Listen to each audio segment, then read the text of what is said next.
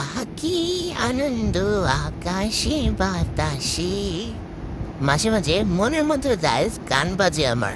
গানের সুরে সুরে আমি গাটাকে চাটাতে মাঝে মাঝে খুবই ভালো লাগে নিজেকে। পরিবেশটা আমাকে খুবই নিজেকে আনন্দদায়ক দেয়। আরে ওটা কি দেখা যাচ্ছে, তারা পোকা নাকি? আমি আবার তারা পোকা শিলার প্রতি খুব পছন্দ করি। এদিকে আমাকে ভিডিও করছে, সবসময় ক্যামেরাটা নিয়ে মনে হয় আমার সামনে রেখে দেয়।